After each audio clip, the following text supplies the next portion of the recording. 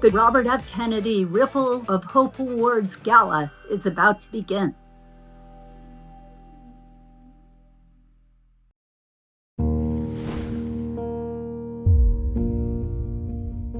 Each time a man stands up for an ideal, the dawn is hours before we knew it, somehow we do it, or acts to improve the lot of others, our mission is to see our dreams and our aspirations become real and lasting legacies. he sends forth a tiny ripple of hope. If we ever needed the spirit of a single American political leader, at this moment in our history, we need those characteristics that are almost unique to Bobby Kennedy. We have a special, not only responsibility, but a special opportunity to make a difference in the world and make a difference for this country. Our dreams must reach far beyond fixing what is broken. We must strive for a world of compassion and peace. All these strong feeling of differences, that is short-sighted. He's a decent family man that I just happen to have disagreements with. We can disagree while still being respectful of each other. We should emphasize oneness. The lessons of Robert Kennedy's life and legacy are as urgent and relevant as ever. Those ripples build a current which can sweep down the mightiest walls of oppression and resistance. As Daddy said, let us strive to tame the savageness of man and make gentle the life of the world.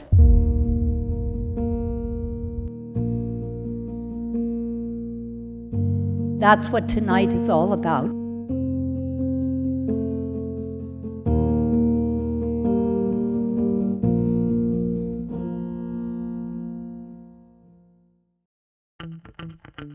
I'm Alec Baldwin, and Bobby Kennedy is my hero.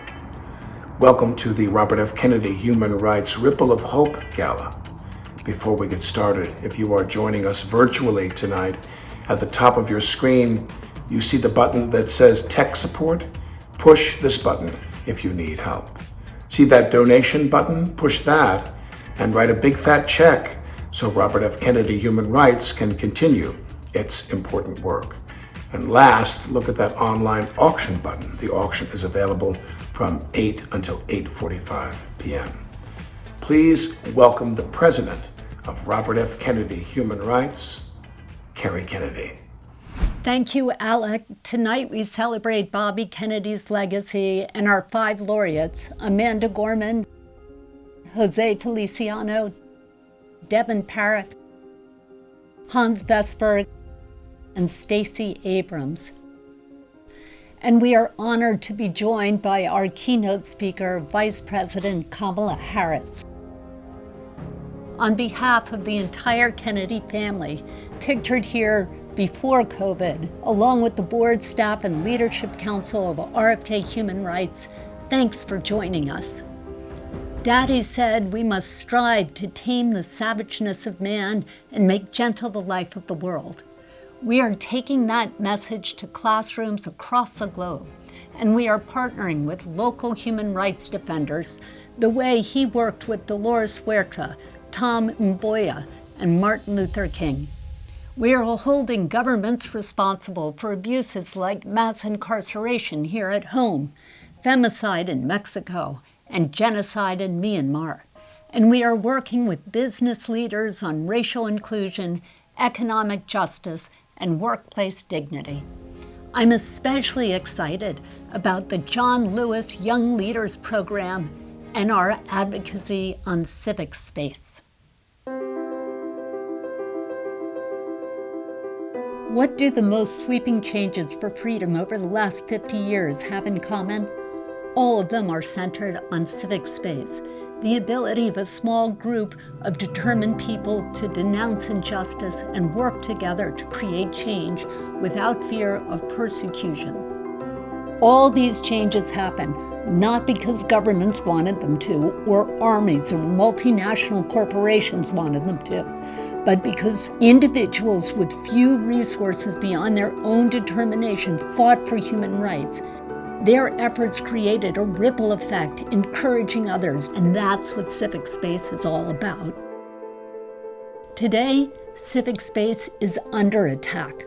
Repressive regimes are banning NGOs, attacking journalists, arresting activists, torturing human rights defenders. At RFK Human Rights, we are fighting back. At any given time, we have 35 cases before international human rights tribunals, and we have never lost a case. As we look at the challenges which lay ahead, we need to protect civic space so all of us are free to question authority and seek a newer world. Daddy said, the sharpest criticism often goes hand in hand with the deepest idealism and love of country.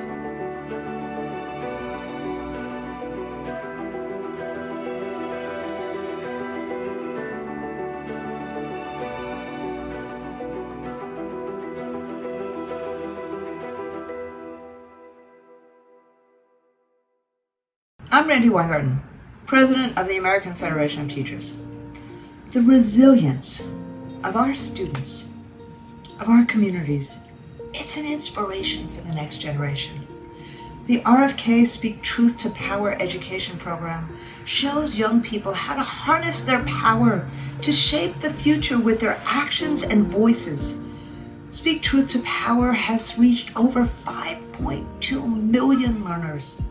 Come, see one of our classrooms.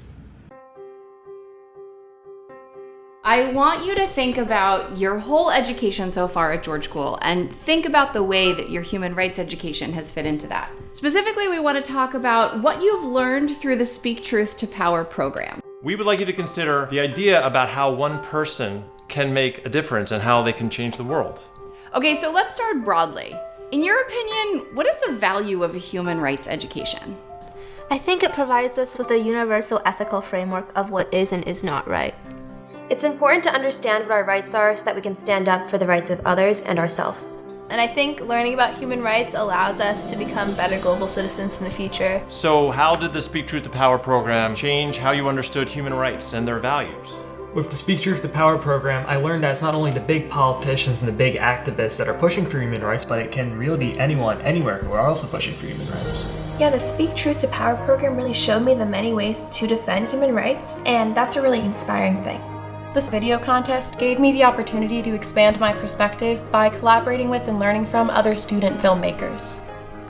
I think the Speak Truth to Power human rights defenders showed me just the impact only a single individual can make on the world, and that all of us, as students, as teachers, can make that same impact or even greater. Yes, exactly. This experience also taught me that as long as we have problem solvers in the world out there, in the form of human rights defendants, we can all cumulatively make a difference in the world, and change is well within our reach. Yeah, profiling a defender showed me that all it takes is a little bit of passion to create a ripple effect throughout the world. It shows me that politics isn't the only way to affect change. I can use my art to speak truth to power, just like poet and activist Amanda Gorman, first ever Youth National Poet Laureate. Good evening to you. I wore yellow tonight because it's Amanda Gorman's favorite color. It's not a surprise, is it, that a woman who shines as bright as the sun likes the color yellow? As the youngest inaugural poet in U.S. history, Amanda inspired the nation with her very moving words. Somehow we've weathered and witnessed a nation that isn't broken, but simply unfinished. At a time of great division, she unites us behind a common vision of America in a way that makes us all so very proud to call ourselves Americans. Looking at our democracy as something that's unfinished is both hopeful, but it's also reflective. For there was always light if only we're brave enough to see it, if only we're brave enough to be it. I wanted to speak of hope and unity, but it had to be rooted in a sense of purpose. Amanda has said she wants to run for president in 2036. Wow.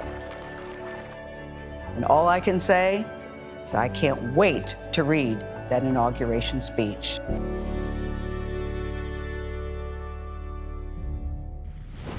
It's our honor to present the Robert F. Kennedy Ripple of Hope Award to Amanda Gorman. Amanda, congratulations.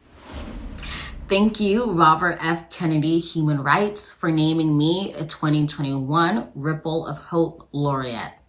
I also want to thank you for your continuing mission to fight for human rights around the world and to hold government accountable. As Robert F. Kennedy once said, one tiny ripple of hope can sweep down the mightiest walls of oppression and resistance.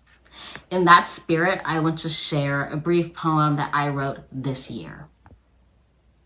We know it's hard to hope, hard to cope with crisis, but while we might feel small and all alone, we've never been more tightly tethered, because the only way we will weather this unknown is together. So we get to work. We mend. We don't break even when we bend. Somewhere another mom pays her bills. Somewhere another child eats his fill. We, or the world, neighbors, making our communities brighter, greater, fighting for every person in every neighborhood. We, the coming of the common good. So dare to care, to fight for more, to be not just a ripple, but a roar. Thank you so much to the Robert F. Kennedy Human Rights Organization for this incredible award. A huge congratulations to my fellow honorees, and I hope you have a great rest of the night. Congratulations, Amanda. The Speak Truth to Power Student Video Contest celebrates defenders who inspire young filmmakers. Please take a look at a clip from this year's 2021 winner, Hero for Humanity, by Sophia Bedayako-Meyer. Doing immigration work does help people who are in need of having an advocate, having a voice. I may never see most of my clients ever again, and I'm satisfied with that, knowing that I've left them in a better position than the way that they came to me. Compassion is contagious, and by living every day to fight justice, my mom, Sheena Bediako, just like Robert F. Kennedy, inspires those around them to do the same. Sheena Bediako is an immigration attorney who runs her own practice in Yardley, Pennsylvania. Born to an immigrant father and American-born mother, this field is very close to home for her. She has been practicing since 2002 with the goal of upholding the law while empathizing with others. The immigration system is an extremely tricky process to navigate, with a significant number of bureaucratic steps and ever-changing policies. This process would be difficult for your average citizen to navigate, but is nearly impossible for someone new to the United States. Because of this, immigration attorneys are absolutely essential to defending the human right of asylum. To effectively change what is unjust in the world, it is vital to have people that are willing and passionate to advocate for change themselves. Robert F. Kennedy's advocacy for human rights changed many people's lives for the better, just as Ms. Bediako has done for her clients. However, the change that they have made does not end there. These human rights defenders have not only improved the lives of their clients and their families, they have helped pave the way to justice by instilling hope that anyone can make a difference if they set their mind to it. Compassion and perspective must be considered when making laws, and global humanity must be upheld. Our world needs more people like my mom to stand up for those without a voice, and to use the law and compassion simultaneously. Every person deserves to be treated decently. And if you're able to, because of your skill set, help someone else that is unable to for various reasons, then why wouldn't you want to try to help make something better for somebody else?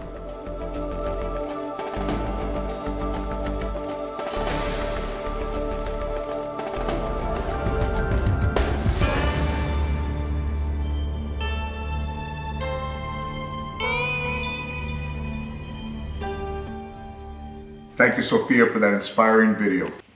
Gerline Joseph has devoted her life to working at the crucible of human rights, immigration, and racial equality. Recently, lawyers from RFK Human Rights joined her in Del Rio, Texas, where 15,000 immigrants, mostly of Haitian descent, huddled beneath the International Bridge. A few weeks later, along with the great Haitian musician and activist Wyclef Jean, he presented her with the 2021 RFK Human Rights Award in front of the Otay Mesa ICE Detention Center in San Diego, a for-profit human cage known for its cruelty and unspeakable conditions. Welcome, Wyclef. I am Wyclef Jean, and I gotta tell you, I am inspired by the work that's being done. Now let's get into this video. This is your boy Wyclef Jean, one-time, two-time Haitian Bridge Alliance. Talk to me. We are currently in Del Rio at the U.S.-Mexico border, and what we are seeing behind us is the wall. And behind the wall is where they are holding the asylum seekers who have come to seek protection in the United States. To see what we are witnessing is heartbreaking. To see the reality of young babies and their parents being used as a threat. The amount of effort that is being used to deport people can be used to protect people. So it's not that we do not have the capacity, we do not have the will. We do not have the will to make sure that human beings are protected. We went to the U.S.-Mexico border as a way to provide a home, a safe space for Haitian migrants who were arriving. But when we got there, we saw people from all over the world. What does it mean for all of these families, these young families, to be sent to Haiti today?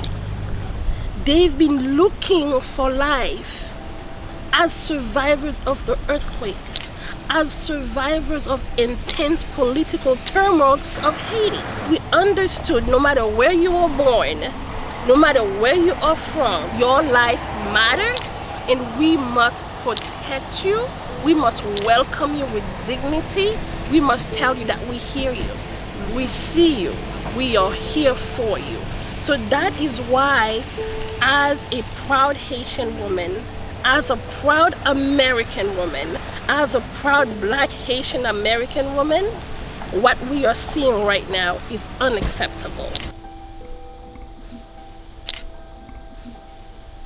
What drives you to do the work that you do? If not me, then who? Right? It could have been me. It is me. It is my soul. It is my heart. It's my body that is at the other side of the border. It is me. And I was raised to speak for those who cannot speak for themselves. I have been put in a space of privilege. America, this is your soul at the border. Is that what saving souls look like? Is that what build better look like? We can make a difference. We can save lives. But we cannot allow evil to prevail. Working with you, Carrie, and the entire team has been a blessing, because this work can be extremely painful and lonely. Right. And to know that you are not alone, to know that you have true friends, means a lot. So it has been a blessing. We stand undeterred and unafraid to push the envelope until freedom comes. Until freedom comes.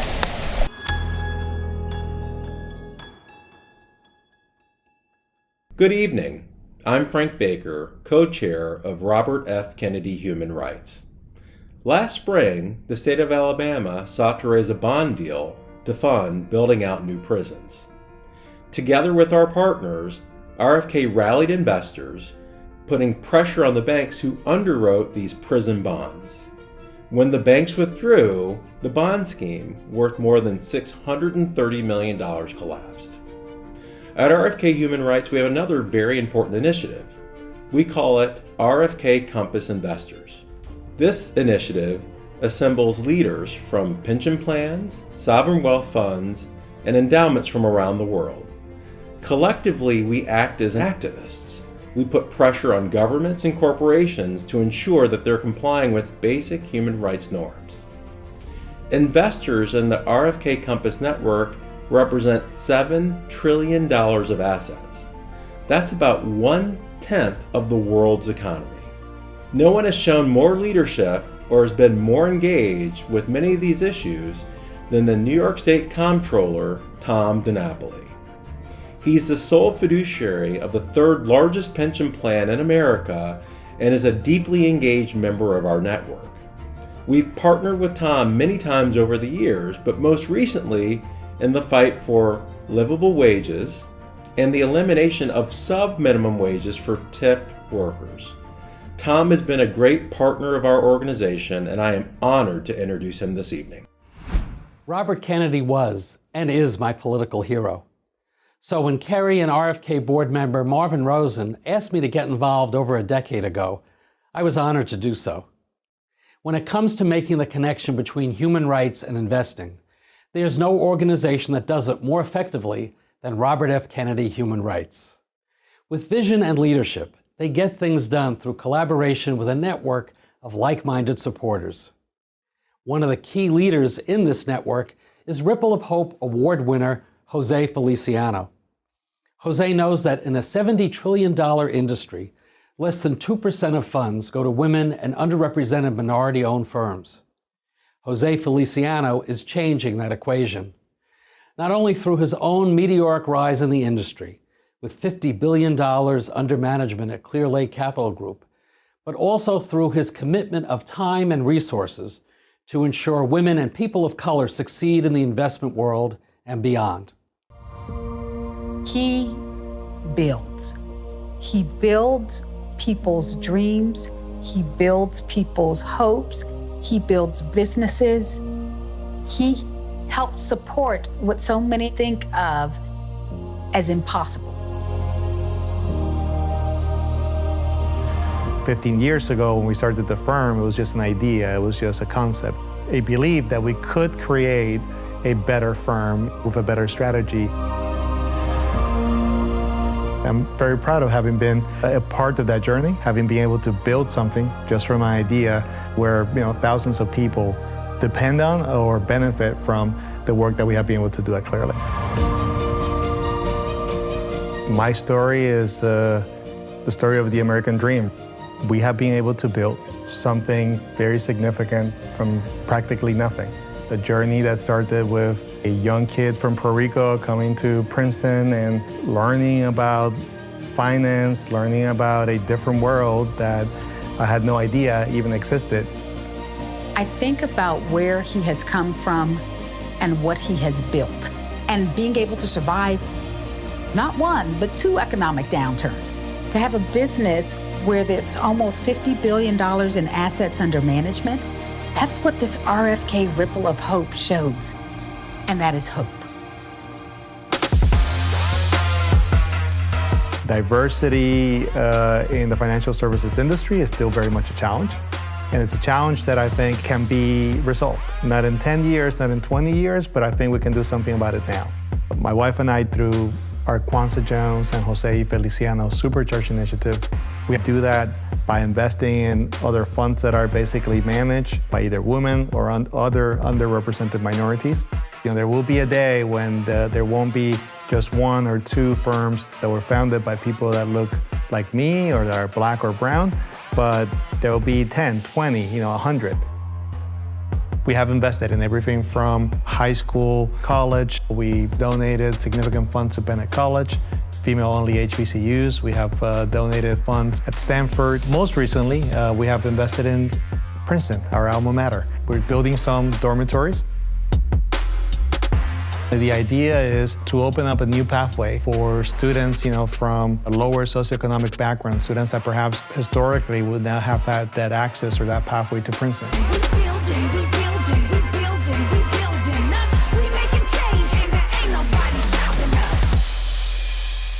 So how do you talk about someone who does so much for so many? That's always what I think about when I think about José. It's always helping to make those around him even better. And it's amazing whether it's an individual or whether it's a business or whether it's a team. It's knowing that when you are in his presence, there is a possibility of being more and being better. He's a ripple of what's possible. He's a ripple of hope.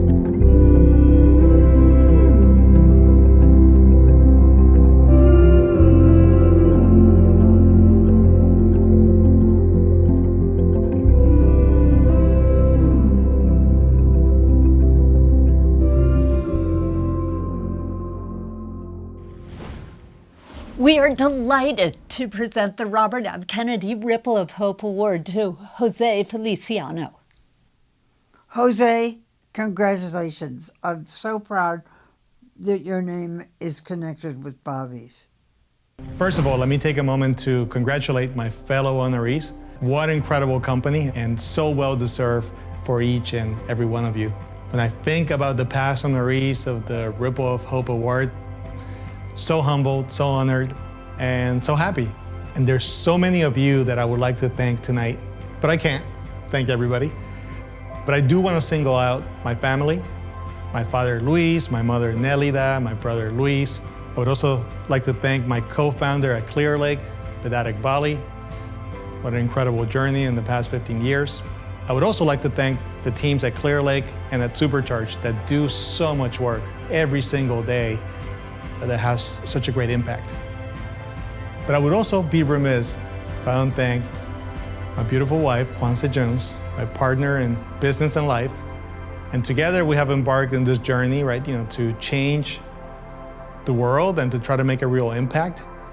And I just want to say thank you.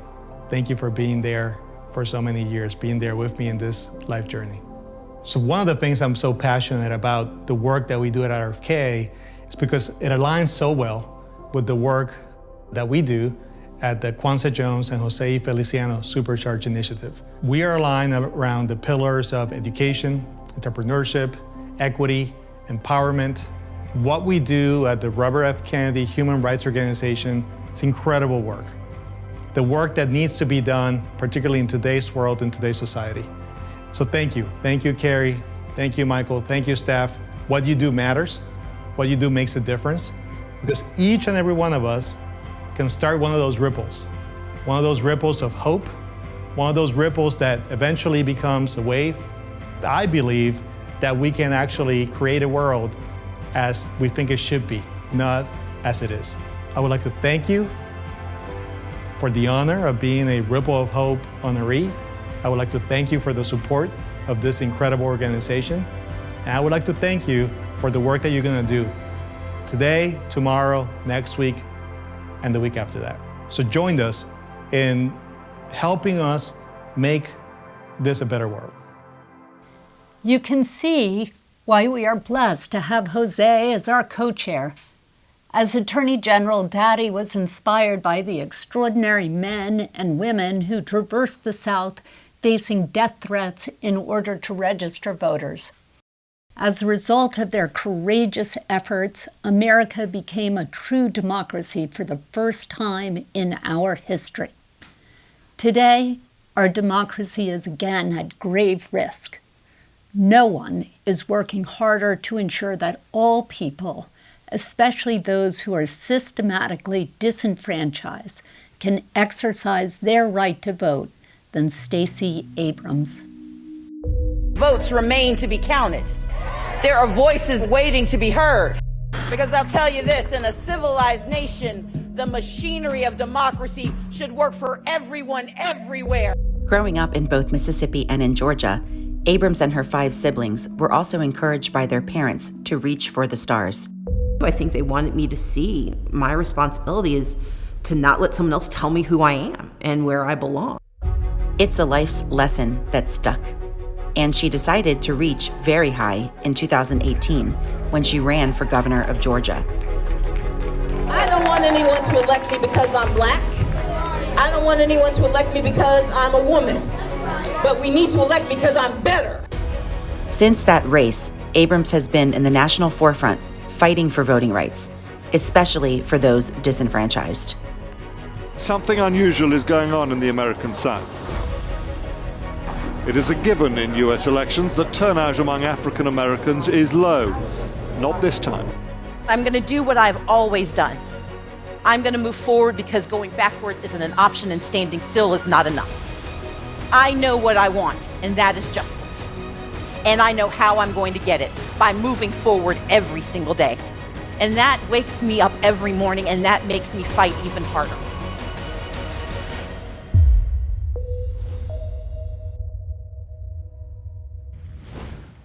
Stacey, we are so happy to present the Robert F. Kennedy Ripple of Hope Award to you. Stacey, I'm very, very thrilled that your name is now connected with Bobby's. Thank you, Carrie, and thank you to the entire Kennedy family.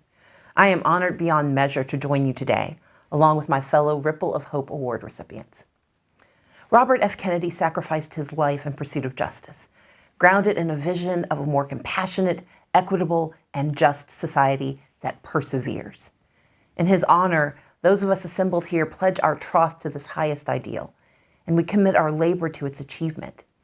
As the daughter of civil rights activists, as a product of Mississippi and Georgia, I have lived and learned the experiences that animated Robert Kennedy's most noble works. And I share his fundamental belief that law and public policy must be tools for the common good, ways to build rather than diminish those who share this world with us.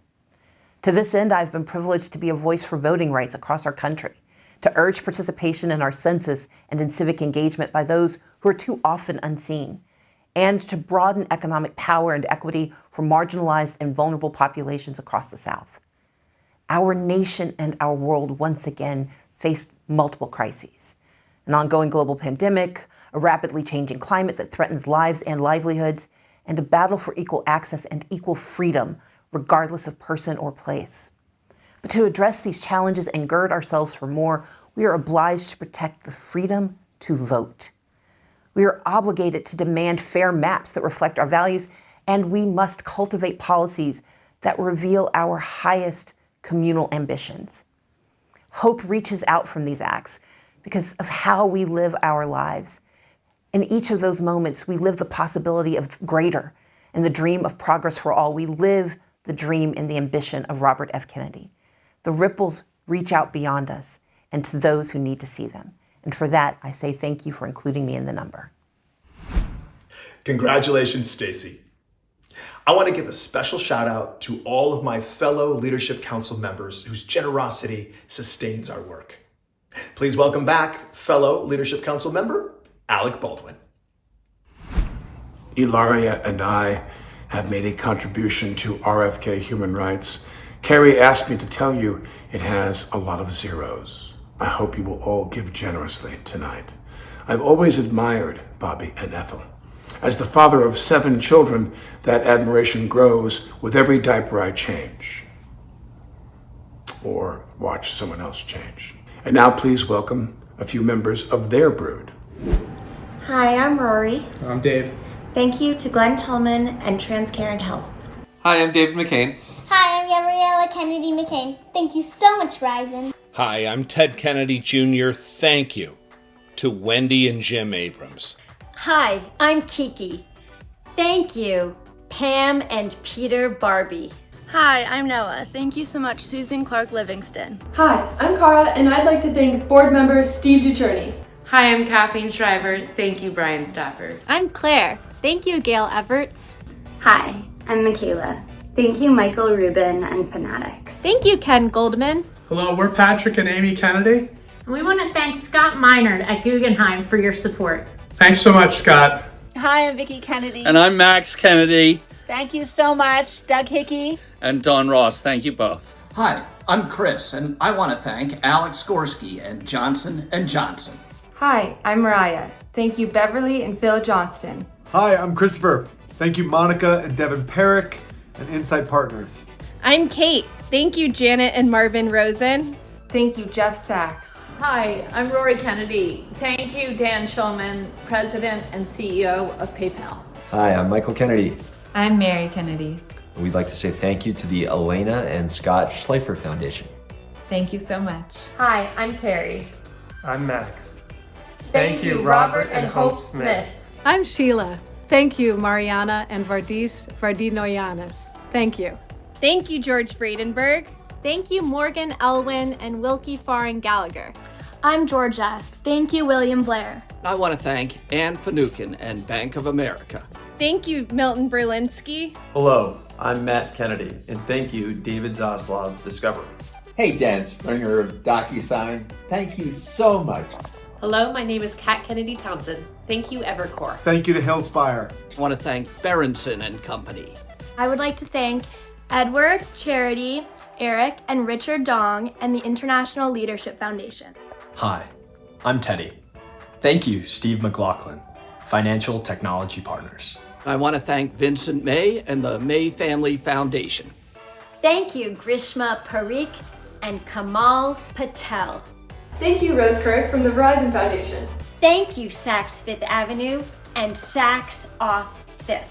Thank you to Stefano Lucchini and Intesa San Paolo. Thank you, Wendy and Eric Schmidt and Schmidt Futures. Thanks, Thasunda Brown Duckett and TIAA. Thank you to the founder of Robert F. Kennedy Human Rights, my mom, Ethel Kennedy. Thank you for being here.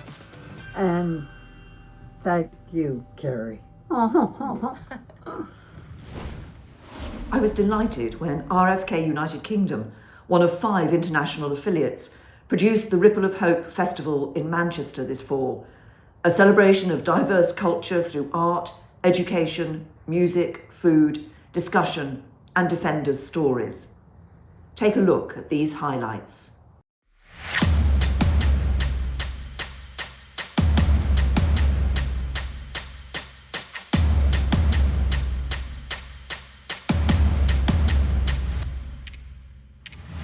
If we limit our thinking to the narrow confines of our time and place, then we effectively limit our horizons to our time and space. Human dignity wins if we are organized and focused and do everything we can to make that day come. In the face of so many kinds of injustices and problems and struggles, it doesn't mean that we can be powerless. It means that we can actually find bits of hope from other people's stories, from our own ideas, from collective action, and that together we can actually carry on the march of human progress.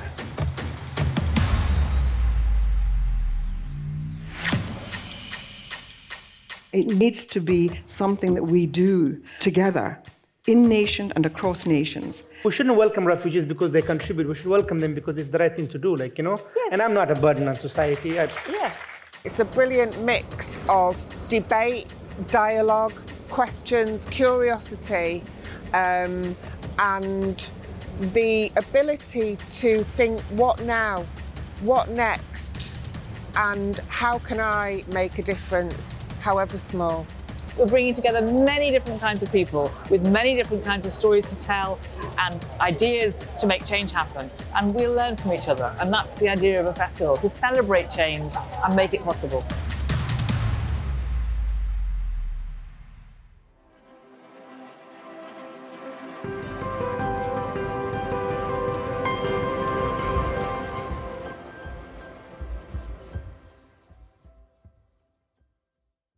Deven Parekh is all about driving impact and getting things done.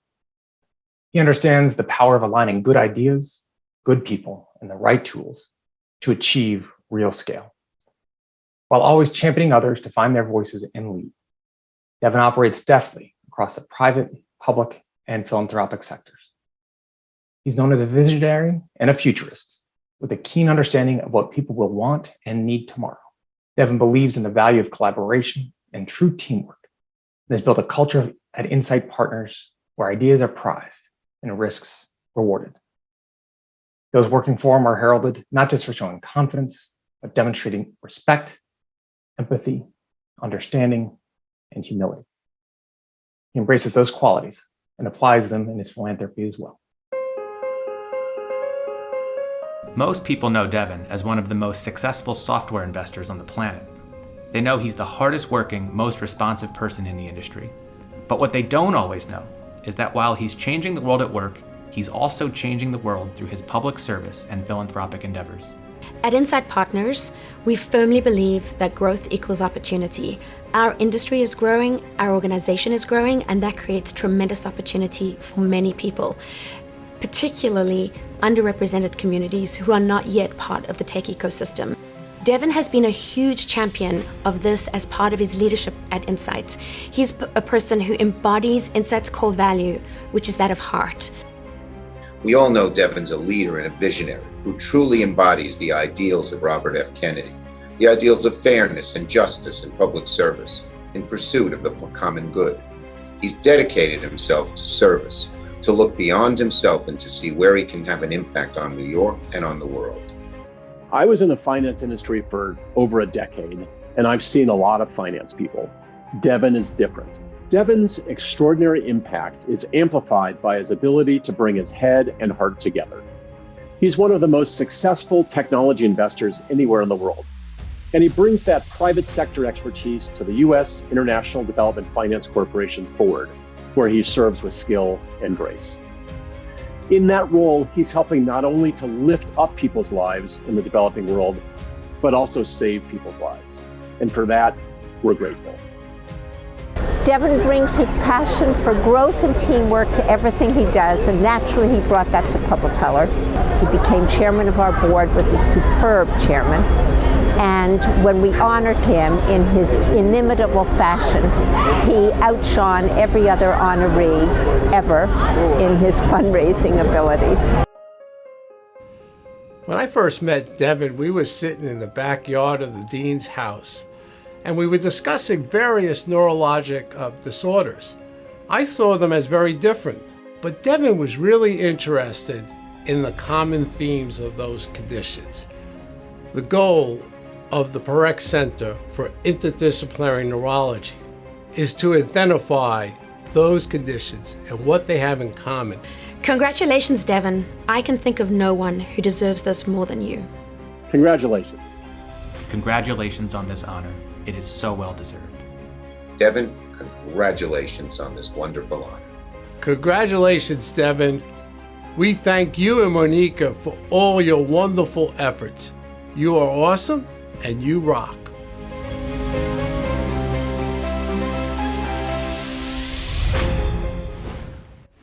It is our pleasure to present the Robert F. Kennedy Ripple of Hope Award to Deven Parekh.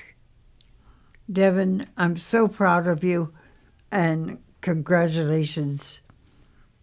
It's great that your name is connected with Bobby's. Thank you, Joe, for the generous introduction. And thanks to Kerry, the Ripple of Hope Gala Committee, and everyone at Robert F. Kennedy Human Rights for organizing this event. I'd also like to thank my family for their support. And finally, I want to congratulate my fellow honorees. I'm truly humbled to be part of this night. I want to start by telling you a story about my dad. My dad was born in India and lived there until he was offered a job as a research assistant at the University of California at Berkeley. At the time, he had no money. But thanks to loans from family members and scholarships, he was finally able to buy a plane ticket to America. My dad flew from Bombay to Tokyo to Hawaii to Los Angeles to San Francisco with only $15 in his pocket. On the last leg of the flight, a woman sitting next to him asked where he was headed. It turned out her son went to Berkeley, so she asked my dad how he planned to get there. He told her he figured he would take a bus, but didn't know anyone and had no place to stay. The woman said her son was picking her up and offered to give my dad a ride. She ended up waiting at baggage claim with him for over an hour and then pointed out the sights as they drove north. In Berkeley, my dad rented a Murphy bed in someone's dining room for $35 a month, which was more money than he had at the time. It was the first stop on a journey that would earn him multiple master's degrees, a good career, and the chance to give his kids opportunities he never dreamed of. I've always taken a few lessons away from that story. The first is thank God for Uber and Google Maps. That story makes me happy to be a technology investor. The second and more serious lesson is that success is a combination of hard work and luck. A lot of people attribute success to being smart and working hard. And that certainly matters. But you also have to be in the right place at the right time. And nobody makes it on their own. The final lesson is that if you're fortunate enough to be successful, you have an obligation to pay it forward. Whenever my dad had some extra money in those early days, he would send it home to his family in India. I got lucky, he would say. This is what I have to do. Like my dad, I've been incredibly lucky. And the best way I know to pay it back is by giving more people a chance. At Insight Partners, we give entrepreneurs the capital they need to execute on a larger dream and vision, helping them start and scale great companies. And those companies end up creating more opportunities, often changing the trajectory of people's lives forever. It's also why I enjoy working with organizations that not only solve important problems, but also level the playing field. With all the challenges in the world today, it's easy to feel like we're not doing enough or making a big enough difference.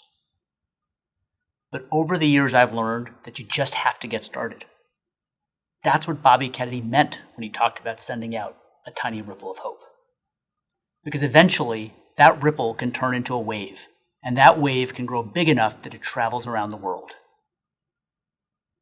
The woman who gave my dad a ride to Berkeley set into motion a chain of events that brought me here today.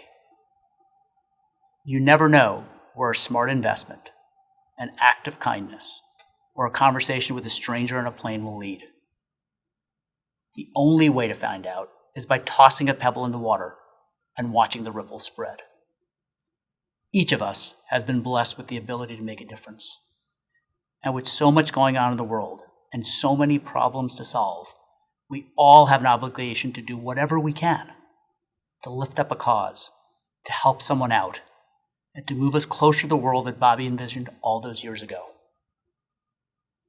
Thank you again for this tremendous honor, and have a great evening. Congratulations, Deven. A supportive workplace is essential for all of us to flourish. RFK is taking the lead on workplace dignity. Dignity. It is the inherent value and worth of each and every person. It is our common denominator. Bridging our differences, dignity is what unites us.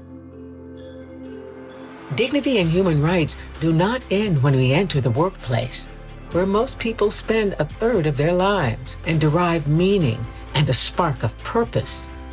That's why a workplace centered on dignity is the right and an important commitment to make to employees.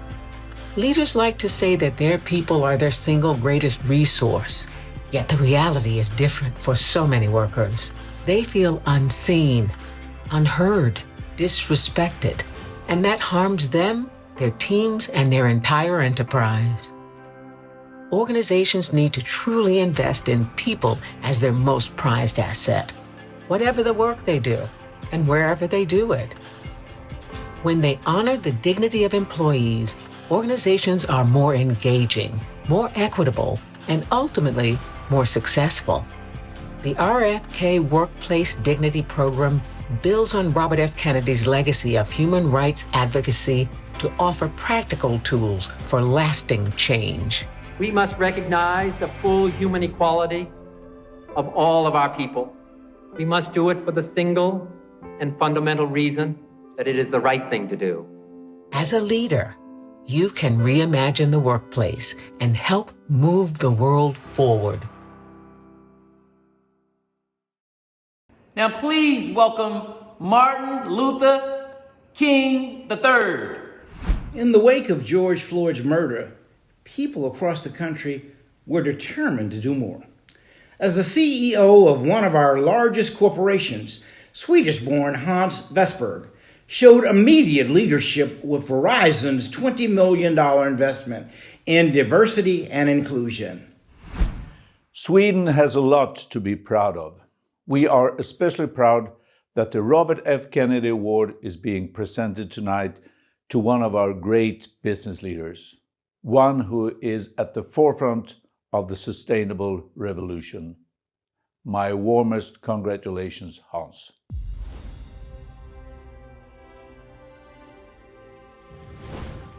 It is our great pleasure to present the Robert F. Kennedy Ripple of Hope Award to Hans Vestberg. Hans, I'm so proud of you and so happy that your name is now connected forever with Bobby's. Thank you. Good evening, ladies and gentlemen. Thank you for having me here with you tonight, and for this tremendous honor, I'm so humbled. Before I begin, there are a few people I'd like to recognize. Our keynote speaker, Vice President Harris, my fellow honorees, and finally, two terrific individuals, Kerry Kennedy and Frank Baker. Thank you both, Kerry and Frank, for making all of this possible and being such role models for humanity. As you can probably tell from my accent, I didn't grow up in the United States. My introduction to US history, Robert Kennedy, and the work done by the entire Kennedy family came from the classes in history and civics that I took at school. Growing up in Hudiksvall, a very small place in the northern part of Sweden that I'm guessing most of you have never even heard about. My childhood was underpinned with the Swedish values like equality for all, the importance of building consensus, sustainability as a societal imperative, and the power of diversity on any team. Like the Kennedys, I learned a great deal about life from my family, and in particular, my father. Through his coaching, I learned how to lead and respect all individuals.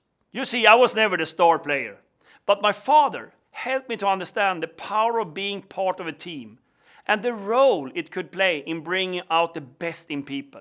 Something Robert Kennedy did throughout his life.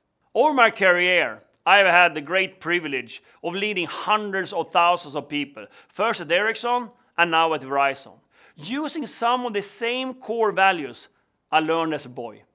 As a business leader, those same values translate into the critical role of diversity in the workplace, the importance of equity in leadership teams and workforces, the need for businesses to address four stakeholders: shareholders, customers, employees, and society, and never over-indexing on one or the other. The need to focus your energy, sometimes leading from the front, and other times from behind. And the responsibility of a business in driving society forward, something I believe needs to be at a strategic imperative for all businesses today. When I first learned that I was being given this honor tonight, I found out that Kennedy himself had a vision for the role of telecommunication would play in our future. In fact, Robert Kennedy himself once said, "Everywhere new technology and communications brings men and nations closer together, the concerns of one inevitably become the concerns of all." It's even clearer in the wake of the pandemic that technology isn't just nice to have. It's a necessity. It should not matter who you are, wherever you're born, or where you live. Having access to technology and communication services is increasingly a basic human right. In fact, digital inclusion is fundamental to the achievement of many, and perhaps all, of the UN's Sustainable Development Goals, even if I never did get Goal 18 added. This access to a shared digital future has been my life's work, and something I continue to work to address every day. At Verizon, social impact is part of our strategy. That's why we are making a $3 billion investment in digital inclusion for the most vulnerable in our country, an effort that we will be deploying over 5 years. We also founded the Edison Alliance with the World Economic Forum with the goal of improving 1 billion lives globally through affordable and accessible digital solutions across health, finance, and education by 2025. In 2020, people used the cameras on their own phones to be a witness to the murder of George Floyd, as well as scenes from the extraordinary demonstration that followed. I felt both deep sense of responsibility to act and a deep sense of uncertainty about how best to do it. I reached out to about 24 African American executives, including Frank Baker. I asked them what someone in my position could do, and I should do at a moment like this. And I listened, and I learned a lot. And only then did we take action. From those conversations, it was clear that the bar was being raised much, much higher, and that our good work was not good enough anymore. The bottom line is, leadership is as much about leading as it is about following. Only by following the insights of those leaders could I be the leader I needed to be for my company at that moment. Frank, I can't thank you and all of those other executives enough for that education, for your willingness to share difficult and important truth with me. The work of realizing the potential that Robert Kennedy saw for technology and communication is one of the most important projects of our time. Such inclusivity could bring the world closer together in extraordinary and unprecedented ways. And the concerns of one really can become the concerns of all. And I might also add the concern of leaders like me in the private sector, like never before in human history. It's our shared responsibility to take both responsibility and action. I think that is a future that Robert Kennedy might find thrilling and worth striving for. Thank you very much. Congratulations, Hans. A great source of national pride and inspiration, Kamala Harris is the first woman, the first African American, and the first Asian American to become vice president in the history of the United States. From voting rights to women in the workplace, to broadband access and the Space Council, to the Northern Triangle and battling COVID hesitancy, she is making our country healthier, more connected, more fair, and more democratic. Ladies and gentlemen, please welcome the Vice President of the United States, Kamala Harris. Good evening. Thank you, Kerry Kennedy, for your lifelong role of leadership in our country. Your father's legacy lives on through you and through your family and through the work of this amazing foundation. And congratulations to the 2021 Ripple of Hope laureates. Whether your talents are in the spoken word or in social responsibility, in building coalitions, or in leading corporations, you have inspired our nation with your vision of who we are and what we can be. Much like Robert F. Kennedy himself. Robert Kennedy has been a source of inspiration for me throughout my career. He understood that to work for justice means to stand for equal justice. As Attorney General of the United States, he sent federal marshals to protect the Freedom Riders when they were in Alabama. He sent federal marshals to protect James Meredith, who was enrolled at Ole Miss. And he championed the appointment of Thurgood Marshall, who inspired me to become a lawyer and whose portrait I have placed in the office of the Vice President. Robert Kennedy epitomized the power of the prosecutor to fight for justice. And later, he exemplified the capacity of a United States Senator to deliver justice. 56 years ago, when President Lyndon B. Johnson signed the Voting Rights Act into law, Senator Robert Kennedy was by his side. Robert Kennedy believed that the right to vote is fundamental in our democracy. He believed that it is the responsibility of our nation's leaders to protect that right for all Americans. And that is certainly as true today as it was in 1965. Today, laws are being passed in states across our country that would make it more difficult to vote. The truth is, for many people, it is already difficult to vote. I've been convening people around the country, people like Olivia Babis, with whom I met in my ceremonial office back in July. She told me about the structural architectural barriers she faces as a voter who uses a wheelchair. People like Allie Young, who I met when I convened a group of Native American leaders. She told us about how members of her tribe have to travel miles and hours to get to their polling location. Or Nada Al-Hanuti, who I met with in Michigan, who is helping voters in the Muslim community overcome language barriers. Or Ellie Valentine, who I met with in South Carolina, who is working to ensure votes in his county are counted in a transparent process. We must all ensure that voters, no matter where they live, no matter who they are, can vote and have their vote counted. Right now, Congress is considering 2 bills that would strengthen voting rights and restore the Voting Rights Act, the Freedom to Vote Act and the John Lewis Voting Rights Advancement Act.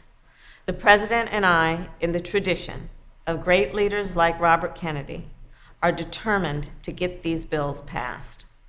We must always remember, America is not defined by her perfection. America is defined by our commitment to perfecting. Thus, in our nation, the fight for justice will forever be the work ahead. Congratulations again to this year's laureates. May we continue to work together to build a better future. Thank you. May God bless you, and may God bless America. None of our work at RFK Human Rights would be possible without the generous contributions of our supporters and friends. To all who have given your time, energy, and treasure, thank you. To those who still have names on your holiday shopping list, please take a look at the online auction. To all our guests, thank you for all you are doing today and for the future, for my children and yours. Let's all go forth and speak truth to power. Be inspired, be uplifted by the life of Robert Kennedy. This man attempted to tame our society and make our world a world at peace with itself. He was following in the tradition of people who stood up and spoke up and got in good trouble, necessary trouble. So I urge each and every one of you during the next few weeks and months, and as long as you have breath, to go out and do the necessary good for all humankind in the name of Bobby Kennedy. Thank you very much.